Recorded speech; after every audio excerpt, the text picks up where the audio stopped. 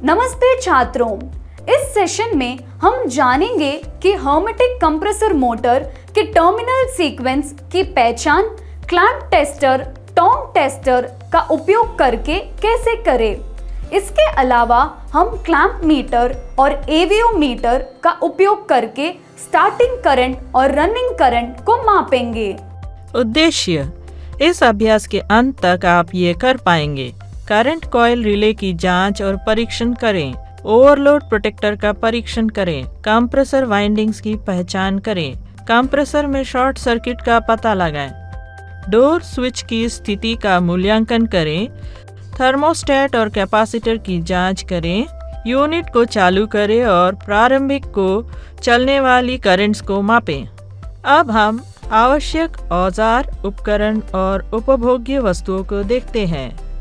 10 millimetre tip और 200 millimetre लंबाई वाला स्क्रू ड्राइवर, 200 मिलीमीटर लंबाई वाले insulated cutting plier, Phillips screwdriver set, ohm meter, ammeter, volt meter, clamp tester, screwdriver set, combination plier, 100 millimetre लंबाई वाला electrician knife, सभी refrigeration के electrical components, दोनों डायरेक्ट और indirect, 0.5 horse power single phase induction motor, 230 volt से 240 volt, 10 amp direct online starter, 240 volt, current coil relay, overload protector, 1 square millimetre lead wire के 2 metre, crocodile clip के साथ 2 metre wire, thermostat, capacitor, 2.5 square millimetre PVC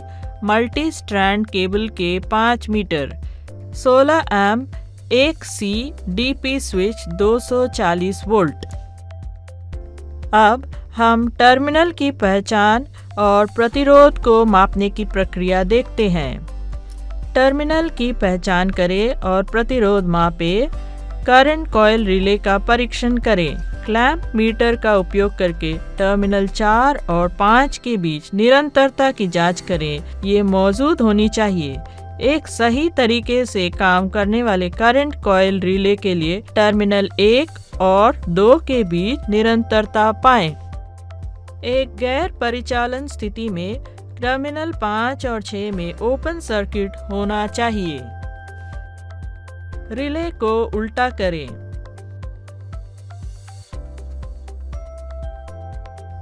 यदि आपको terminal 5 और 6 के बीच निरंतरता मिलती है जब रिले उल्टा होता है, तो इसका मतलब है कि रिले सही तरीके से काम कर रहा है।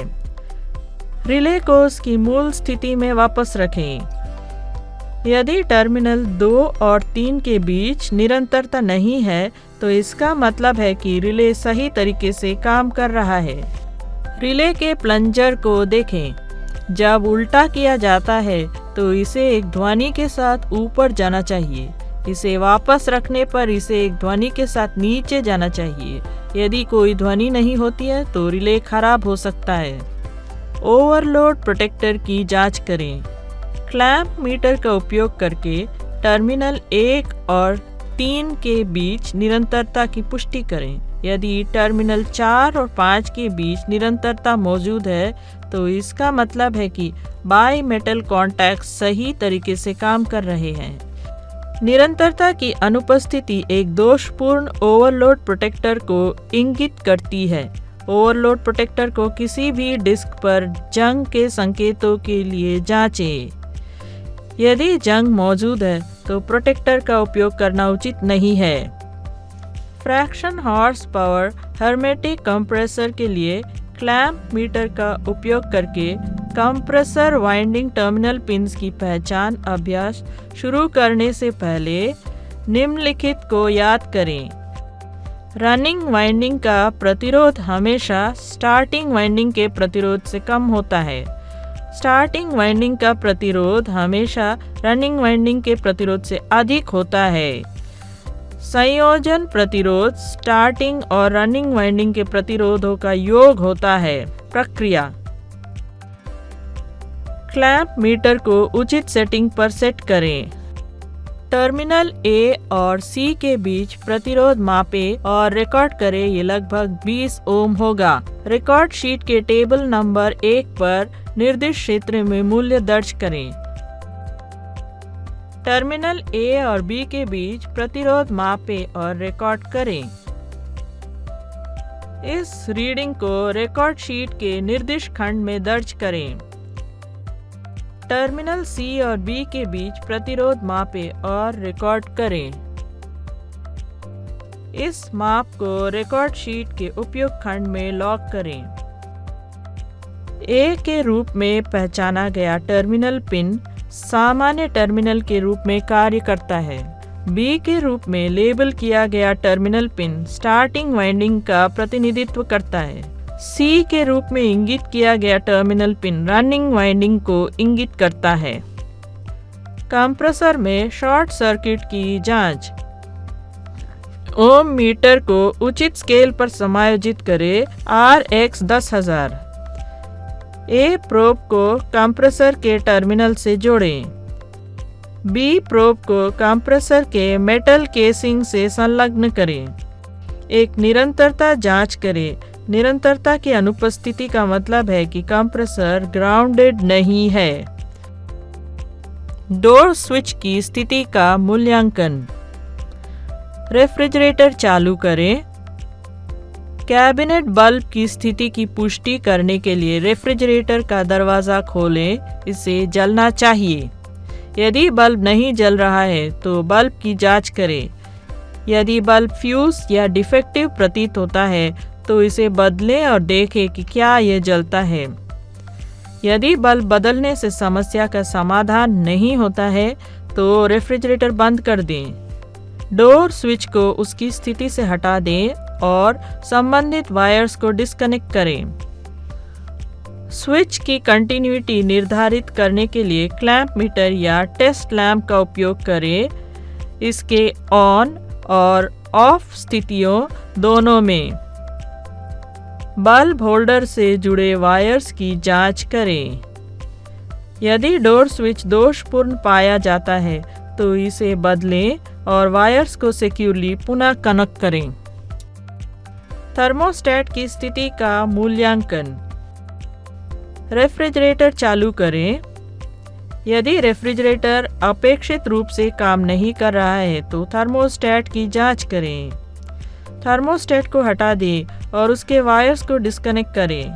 क्लैंप मीटर या टेस्ट लैंप का उपयोग करके थर्मोस्टेट की कंटिन्यूटी का मूल्यांकन करें। इसके ऑफ और ऑन स्थितियों दोनों में रीडिंग्स की जांच करें।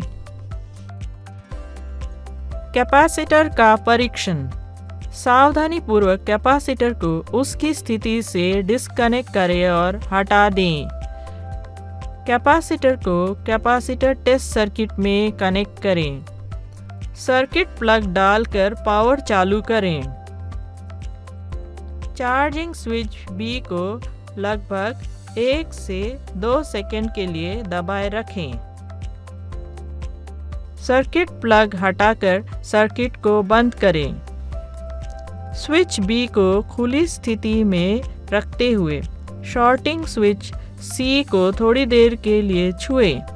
यदि कैपेसिटर अच्छी स्थिति में है तो एक स्पष्ट स्पार्क दिखाई देना चाहिए।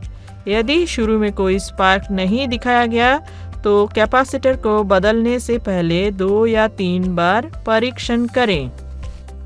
आइए एक क्लैंप मीटर का उपयोग करके हेर्मेटिक कंप्रेसर मोटर के टर्मिनल सीक्वेंस की पहचान करें। एक एमीटर और एवियोमीटर का उपयोग करके स्टार्टिंग और रनिंग करंट्स को मापें। करंट मापना। यूनिट को प्लग इन करें और पावर चालू करें। फेस वायर पर लॉन्ग टेस्टर को सुरक्षित रूप से क्लैंप करें। यूनिट को चलाएं और टेस्टर को पकड़ें। यूनिट को लगभग 5 मिनट के लिए चलने दें। लॉन्ग टेस्टर से प्रारंभिक करंट रीडिंग लें और इसे रिकॉर्ड करें। लॉन्ग टेस्टर का उपयोग करके एक और करंट रीडिंग लें और इसे रिकॉर्ड करें। यूनिट को बंद करें। फेस वायर से लॉन्ग टेस्टर को सुरक्षित रूप से हटा दें।